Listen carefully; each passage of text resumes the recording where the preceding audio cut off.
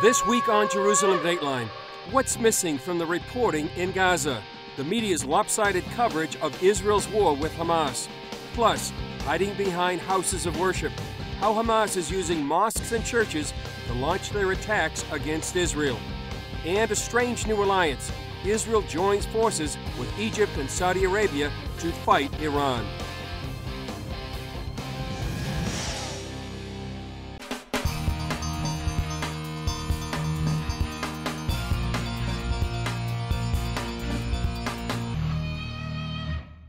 Hello and welcome to this edition of Jerusalem Dateline. I'm Chris Mitchell, coming to you about a mile from the Gaza border.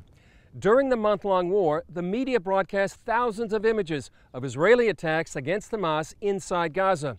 But you rarely saw a Hamas fighter or rockets being fired towards the Jewish state. Some reporters say Hamas retaliation and intimidation is the reason that part of the story has not been told. For more than a month, Israel's efforts to stop Gaza rocket fire and destroy Hamas tunnels has made headlines and led newscasts around the world. Two images dominate the war between Israel and Hamas. On one side is Israel's military actions, like airstrikes, artillery, and ground troops. On the other side, video of Palestinians suffering, wounded, or killed in those military actions. But what's missing?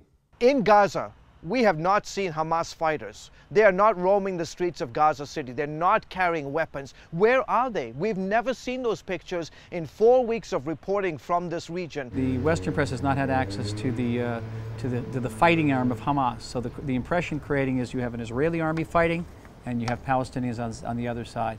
And that's already playing into Hamas's media strategy. Hamas media watchdogs also crush what they consider negative reports. Hamas expelled this reporter from the Gaza Strip for his reports on Twitter.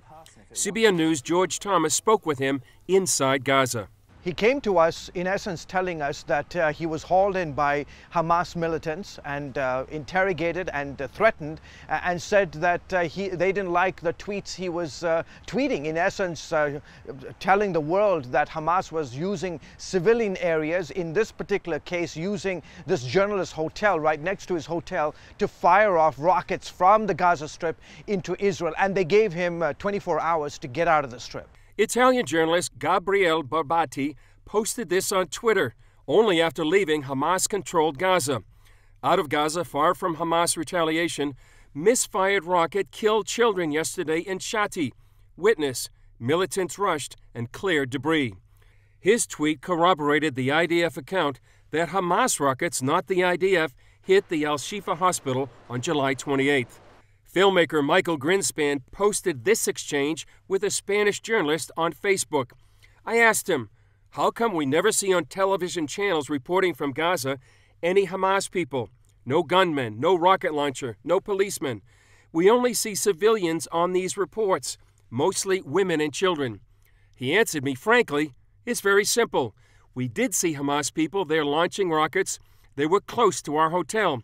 But if ever we dare pointing our camera on them, they would simply shoot at us and kill us. There was evidence that Hamas was using hospitals, schools, civilian neighborhoods, mosques to launch their rockets. There was evidence of that, but they did not want the Western world to know that. Oren says keeping the Western world in the dark works with predictable and devastating consequences. And they're using the civilian population as human shields. And so Israel, no matter how cautious it is, it invariably ends up causing civilian casualties. That creates very painful pictures on television screens that immediately incites the streets, particularly in Europe and South America. That immediately translates into diplomatic pressure in the Security Council and human rights groups. They realize that they have a captive audience among Western journalists to report one side, to show these horrific pictures of men, women, and children injured, killed. Look, we don't excuse this. It's horrible. This is war. These are the realities of war. But you have to be able to question Hamas straightforward. You have to ask them, are you using United Nations facilities? Are you using schools? Are you using mosques and places of worship? In their attacks against Israel, Hamas not only used mosques, but also a church compound to launch their attacks against Israeli citizens. George Thomas shows us in this exclusive story from Gaza. Archbishop Alexios is Gaza's most prominent Christian leader. His decision to open his church to 2,000 Muslims escaping the war surprised many Gazans. Christ tells us we must love each other, our neighbors and our enemies. No other religion says that except the Christian faith. Alexios and the estimated 1,500 Christians who live in the Gaza Strip walk a fine line between trying to stay alive and the Bible's command to share God's love. Since Hamas's takeover of Gaza in 2007, human rights groups have accused Hamas of imposing strict Taliban-style Islamic laws. Islam is the rule of this place, and whatever Hamas says, we must obey or face consequences. Alexios is now concerned about what comes next after the guns fall silent and the rockets stop flying. There's a lot of anger on the street. We need forgiveness and love to flow. He took CBN News to the roof terrace outside his office. He showed us how militants reportedly used the church compound to launch rockets into Israel. He refused to discuss details on camera for security reasons, but days after the war started, Israeli missiles targeted an area close to the church's sanctuary. This is what's left of one of two minarets that used to stand tall here along the Gaza Strip, not too far from the Mediterranean. It was a major mosque. It was apparently hit by 7 Israeli missiles. The Israeli government makes the argument that places like mosques, hospitals, and densely populated areas are routinely used by Hamas to fire off their rockets. Just around the corner from the church, Mohammed sits in complete shock. I picked up the phone and the Israeli army said, I have 5 minutes to get out of my house. They were going to destroy it. This is what's left of Mohammed's 3-story apartment complex. He, his 5 brothers, and their families lived in the building. Word on the street is the brothers are reportedly tied to Hamas and used the apartment to store weapons, a claim Mohammed has denied. The Israelis attack schools, they attack hospitals, they attack mosques. You ask them. They know why. I don't know why. This week, Israel's military released a map of Gaza showing dozens of positions from which Hamas fired rockets. Dramatic footage from drones flying above the strip also show Hamas firing from populated areas. Back at the church, Bishop Alexios says he's not out to pick a fight with Hamas or Israel. He simply wants to serve people. We're disciples of Jesus. We must give love to everyone without condition. George Thomas, CBN News, the Gaza Strip. Israelis living here on the Gaza border face terror threats from land, air, and sea. Recently, we visited one of those communities to find out what it's like living on the front lines of terror. When Palestinian terrorists emerged onto an Israeli beach last month, Ilana Moore and other residents of Kibbutz Zakim looked on in fear. I was terrified. It's like you see an action movie, but then you understand that this is your house. As seen in this IDF video, Israeli forces killed the terrorists before they could attack. When we came home and we see it in the television, it was really, really terrifying. It's like they come out from the beach a few meters from home. They come for one reason, to kill. The infiltration took place here on these sand dunes, but that's not the only danger. Rockets threaten 75% of the population, including Ilana and the people at Kibbutz Zakim behind me. Hamas launched more than 3,300 rockets at Israeli communities in less than a month. Israelis here have just 15 seconds to run to the shelter after the Seva Adom or Red Alert sounds. And it's been warning of rockets for more than a decade. It's very stressful, exhausting. You want your peace, you want your quiet, you want to keep your life. But there is someone else that choosing for us. Israelis have survived these strikes thanks in part to precautions like home security rooms and making this entire preschool a fortified bomb shelter. Moore knows that danger well. 2 times rockets hit her house and another attack wounded her son Jordan 8 years ago. They were playing outside and there was Seva Adom and they didn't have enough time to run to the house. So they lie on the ground and put the hands. Yeah. And then it's Scraped his back? It's back. Wow. For years, he didn't want to come out of the house. Now, even more chilling is the discovery of dozens of tunnels leading into Israel with the intent of carrying out terror attacks. They come out from everywhere. All these holes in the ground, and you see them coming out. It's 2 kilometers more. and they are in my house. Moore says the Palestinian people are caught in the middle between Hamas and Israel, but the media isn't portraying the whole story. I cannot blame the Palestinians, but I can blame all the others that see just one side. All over the world, people talking about us, that we are murdering them and killing them and everything. Where is the side that people sitting and shooting from the places? Despite these dangers and challenges, Ilana, along with thousands of other Israelis, chooses to stay put. I don't leave Israel because I like Israel and it's my place. So wherever I go, it can happen. So this is my house. This is my family. So we are for each other and we are together here and it's no way we go. Up next, talk about strange bedfellows.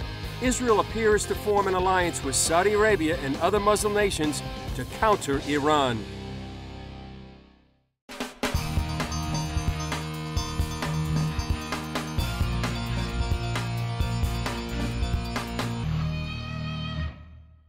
Hamas has dominated Gaza since 2007, and it's a constant threat to Israel's security. But in the larger Middle East, it may be small compared to the other dangers facing the Jewish state. Israel's prime minister suggested that Israel is finding allies for a bigger battle, this one against Iran. Israel made a surprise move by pulling forces from parts of the Gaza Strip, while still vowing to respond against any Hamas attacks. But the most profound legacy of this military operation may be an emerging regional alliance to combat Iran. Netanyahu announced a new level of regional cooperation that he said would surprise many. He added it would be a very important asset to the state of Israel. It's a move that may indicate a major shift in the Middle East. Perhaps for the first time in its history, Israel finds itself a kind of de facto member of one regional camp arrayed against another. Middle East expert Jonathan Spire says this unprecedented alliance unites Egypt, Saudi Arabia, Jordan, the United Arab Emirates, and Israel to face their common enemy, Iran. So there's a sense in which this emergent alliance is an alliance of countries associated or allied with the US, but which are nevertheless deeply disappointed or dismayed at the direction that US policy has taken on a number of Middle Eastern files, and perhaps most importantly on the issue of Iranian nuclear ambitions. CBN News analyst John Waggy says Netanyahu and other regional players feel the US and the West won't stop Iran's nuclear program, so they must be ready. The bigger picture is Netanyahu cannot afford only to concentrate on this terrible problem with Hamas in Gaza. Hamas is small potatoes compared with Iran. He does have to deal with the threat because it's immediately threatening to the citizens of southern Israel especially, but he can't focus just on that. And he may need to make some regional cooperation with some allies like Egypt and potentially even Saudi Arabia in order to deal with the larger threats like the nuclear one from Iran. Spire says this new regional alliance sees the U.S. aligning with the wrong people. One example came when Secretary of State John Kerry tried to broker a ceasefire with Qatar and Turkey, two states that financially support Hamas and the Muslim Brotherhood. It's bringing in the very forces that are supporting Hamas, the very forces that come from a similar ideology to Hamas, the very forces that are staunchly opposed to Israel and staunchly opposed to the Western interest and staunchly in favor of the Muslim Brotherhood. With or without the U.S., it seems this potential alliance feels they may face Iran alone. Hamas may have attacked Israel, but it also may have helped bring a region together to face the Middle East's biggest threat, a nuclear Iran. Coming up, an interview with Earl Cox and why he's supporting the soldiers of Israel.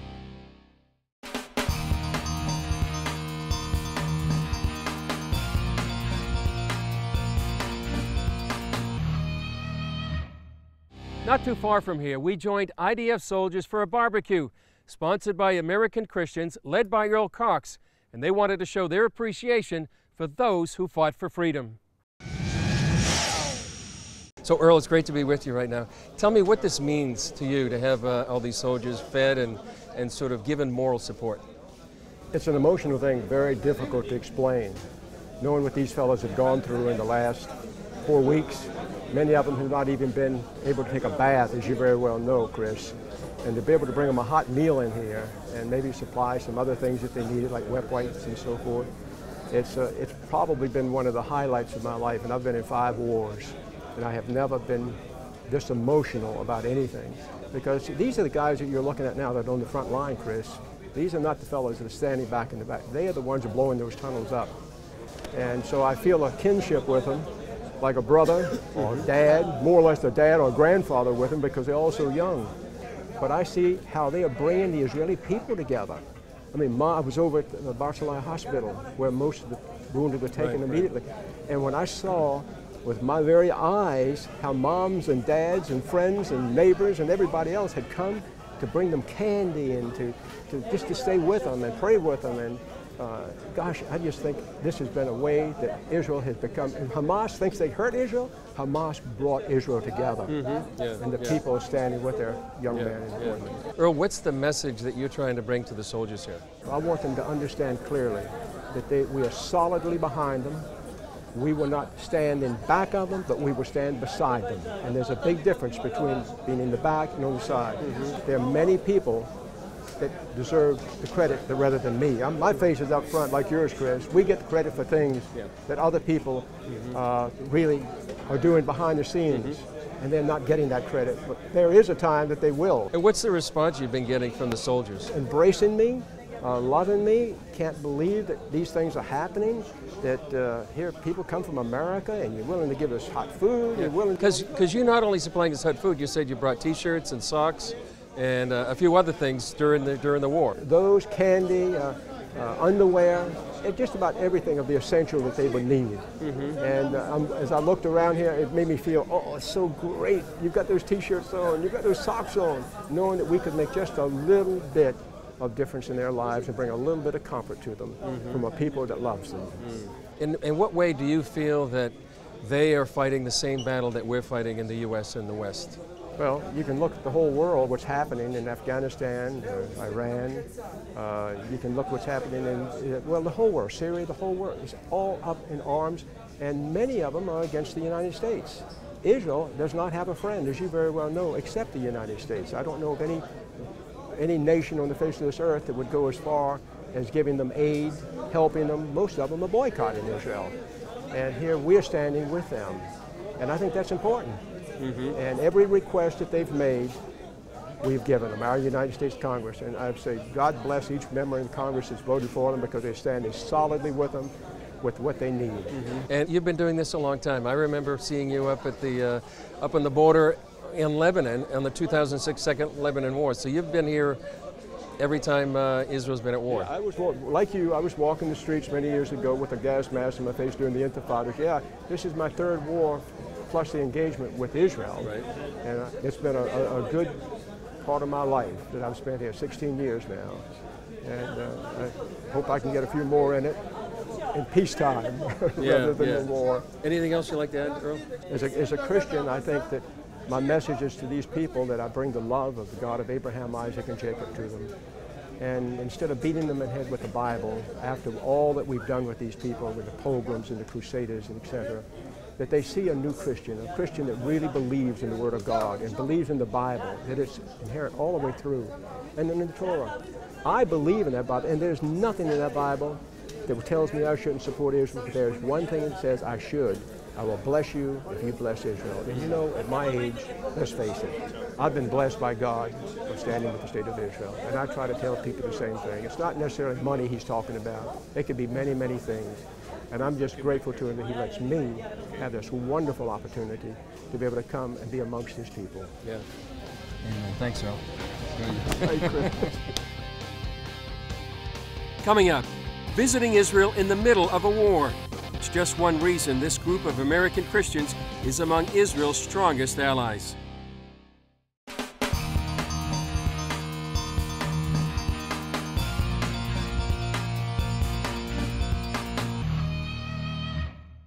Christians United for Israel, or CUFI, brought pastors and Christian leaders from every state in the nation for a solidarity visit to Israel at this time.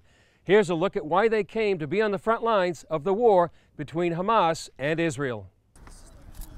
Christians United for Israel, known as CUFI, brought a group of 50 pastors and Christian leaders from every state in the nation and the District of Columbia to Israel. to come and simply tell to the people of Israel, we support you, we understand you. There are still people in America who can distinguish morally between Israel and Hamas, and there's still people in America who appreciate what Israel's doing, not just to protect their own citizens, but we believe deeply when Israel battles Hamas, they're also protecting us in America. They visited Sderot, the town where more rockets have fallen than any other in Israel. They found Israelis profoundly grateful for the visit. Bible teacher Billy Brim said the appreciation began on the flight over from a flight attendant. She said, oh, thank you for what you're doing for our country. And that's what they say everywhere. Thank you for this. Thank you for standing with us. Thank you for coming. It's just amazing. The visit provided a frontlines look at Israel's war against Hamas, including Israel's now famous anti-missile system, the Iron Dome. They also got a front row look into Gaza. For many, it was eye-opening.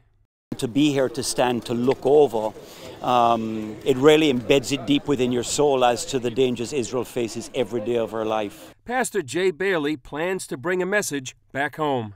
I'm going to let them know that I looked over at the place where those rockets originate from, stood on the observation point in which tunnels are being developed and dug underneath, and this community here, Sderot, the dangers these precious people face every day of their lives.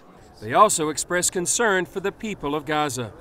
One thing that's really concerned all of us that's on this trip is the loss of life of innocent children and innocent civilians who are caught in this battle. We're praying for the cessation of violence. We're praying for the peace of Jerusalem. We're praying for the safety of the Palestinian people, the regular citizens. But we are praying that this nation will be wise enough to defend herself. Yet they believe Israel's war against Hamas is just, an enemy of both Jews and Christians. After the Jews come the Christians. After the Saturday people come the Sunday people. It's the same extremist theology that drives Al-Qaeda. These are people determined to kill Jews and Christians, Americans and Israelis. Well, that's it for this edition. Check us out on Facebook and follow us on Twitter. I'm Chris Mitchell. We'll see you next time on Jerusalem Dateline.